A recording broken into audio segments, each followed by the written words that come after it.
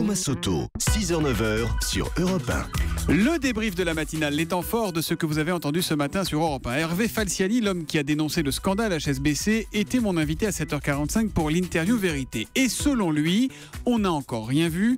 Et c'est même au niveau européen que ça risque maintenant de trembler. Écoutez-le. Les lois qui se font au niveau de l'Europe sont faites par qui ? Par un pirate en chef, Monsieur Juncker. Ce qu'il faut retenir et qui est là aujourd'hui. Donc vous dites que c'est un système qui est validé les lois qu'ils utilisent par l'ensemble de l'Union européenne et des instances dirigeantes. Qui est faite grâce à ça. Quand même. Qui est faite grâce à ce qui a été mis en place au niveau européen. Mais est-ce que ce matin vous dites que Jean-Claude Juncker est complice de tout ce système de blanchiment ? Vous l'aurez observé. Ce gars, il a piraté nos économies. Alors, on ne peut pas dire qu'Hervé Falciani ait complètement répondu aux questions que je lui posais, ce qui fait dire à Pascal Lano sur Twitter, Thomas a interviewé le Eric Cantona de la finance. C'est une analyse qui ne manque pas de sens. 3 ans après la catastrophe qui a fait 32 morts près des côtes italiennes, le capitaine Francesco Schettino a été condamné à 16 ans de prison. Verdict jugé très insuffisant par les victimes. Écoutez le témoignage d'Anne, c'était à 6h tout à l'heure sur Europe 1. Vous ne pouvez pas imaginer le désastre que de se voir mourir pendant 1 heure, 2 heures, 3 heures, 4 heures, 5 heures. C'est d'une violence extrême, c'est extrêmement dur. Au moment de l'annonce du verdict, le capitaine, lui, n'est pas dans la salle d'audience. Comment vous vivez son absence ? Vous savez, il a été lâche il y a 3 ans et 1 mois. Il nous a abandonnés sur le bateau. Il n'était pas là. Un lâche. Parce que lui, il est libre. Alors que des familles elles ont pris perpète.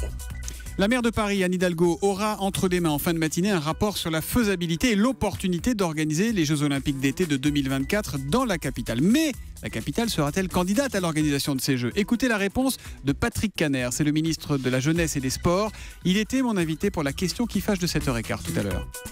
En sport, on participe, on essaie de gagner. En tout cas, je considère aujourd'hui que le dossier nous donne de bonnes chances d'aller vers cette candidature. Donc vous dites oui, il faut y aller. Le ministre des Sports dit oui, il faut y aller. Moi, je dis oui, naturellement, mais ce n'est pas moi qui décide, c'est Anne Hidalgo et le mouvement sportif. Oui, il faut du rêve à la France, sortir un peu de cette déprime qui dure depuis 40 ans, nous écrit Cœur Germanique sur Twitter. Et il faut y aller à fond pour les JO à Paris. 100 ans après, c'est aussi un bon argument.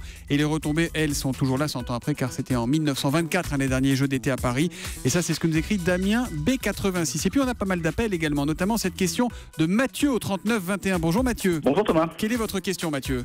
J'ai entendu Patrick Caner dire que si Paris organisait les JO en 2024, tous les équipements seraient quasiment disponibles à l'heure actuelle.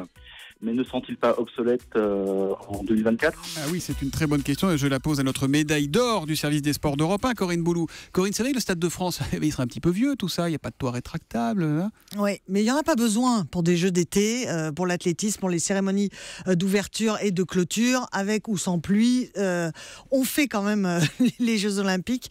Et figurez-vous que d'ailleurs, si on prend l'exemple de ce Stade de France, s'il décrié déjà en 2005 par les Anglais qu'ils considéraient déjà obsolète pour le projet Paris 2012, eh bien, ce Stade de France accueillera l'année prochaine les championnats d'Europe de football sans avoir besoin d'être revu et corrigé. C'est d'ailleurs la seule enceinte de la compétition à ne pas être rénovée dans le pays, signe que ce stade de 80 000 places est largement en état pour recevoir un tel événement, alors qu'en effet, il date de 98, ce qui ne veut pas dire qu'il n'y aura pas besoin d'une petite remise en état si, par bonheur, le mouvement sportif français obtenait ces Jeux en 2024. Mais la salle de Bercy, elle est actuellement en rénovation. Le stade de Roland-Garros, la modernisation est en marche. Le Vélodrome à Saint-Quentin-en-Yvelines est tout neuf. Il accueillera la semaine prochaine des championnats du monde. Le Golf National accueillera la Ryder Cup en 2018, donc il est prêt.